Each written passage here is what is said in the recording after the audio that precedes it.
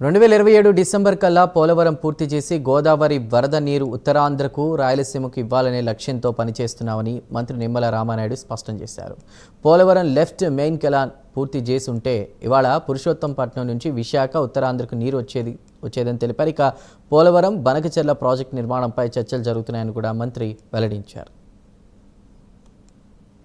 పార్టీకి 11 స్థానాలు కూడా ఇవ్వనటువంటి ఆంధ్రప్రదేశ్ రాష్ట్ర ప్రజల మీద కూడా ఈరోజు జగన్మోహన్ రెడ్డి కక్ష సాధిస్తూ ఉన్నటువంటి పరిస్థితి ఈ సంవత్సర కాలంలో ఆయన వ్యవహార ధోరణిని చూసి మనందరికీ కూడా అర్థమవుతున్నటువంటి పరిస్థితి. ఎందుకంటే మీరు చూసారు, విశాఖపట్నంలోనే ఒక లూలు కంపెనీ కానీ, ఒక అమర్ రాజా కంపెనీ కానీ, ఒక కియో ఎక్స్టెన్షన్ కానీ, ఆఖరికి కడ్రాయర్ల కంపెనీ, జాకీ కంపెనీ కూడా ఈ ఆంధ్రప్రదేశ్ రాష్ట్రం వదిలిపోయినటువంటి పరిస్థితి. మళ్ళీ ఈరోజు ఈ రాష్ట్రంలో పెట్టుబడులు పెట్టండి అని అంటే జగన్మోహన్ రెడ్డి మళ్ళీ ఈ రాష్ట్రంలో రాడని గ్యారంటీ ఇవ్వండి అని అడుగుతున్నారు ఈవేళ పారిశ్రామికవేత్తలు.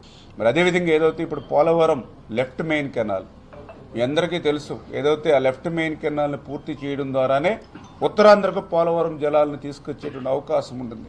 ప్యారలల్గా అంటే డయాఫ్రమ్ వాల్ నిర్మాణం జరుగుతున్నటువంటి సమయంలోనే ఆల్రెడీ గ్యాప్ 1లో ఈసీఆర్ఎఫ్ మెయిన్ డ్యామ్ నిర్మాణం పనులు ప్రారంభించాం. గ్యాప్ 2 రేపు నవంబర్లో ప్రారంభిస్తాం. ఈ రకంగా 2027 డిసెంబర్ కల్లా ఆ పోలవరం ప్రాజెక్టుని పూర్తి చేసే విధంగా లక్ష్యంతో ముందుకెళ్తూ ఉన్నాం. ఆ 3000 టీఎంసీలో మనం తీసుకునేది 200 టీఎంసీలు. అంటే అది కూడా వరద సమయంలోనే 100 రోజుల వరద సమయంలో రోజుకి 2 టీఎంసీలు చొప్పున 200 టీఎంసీలు తీసుకోవాలనేటువంటి ఆలోచన.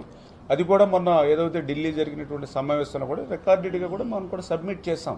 ముఖ్యమంత్రుల సమావేశంలో కూడా చంద్రబాబు నాయుడు గారు కూడా చాలా క్లియర్గా చెప్పినటువంటి పరిస్థితి. ఈవేళ రాష్ట్రాలు వేరవచ్చు, పార్టీలు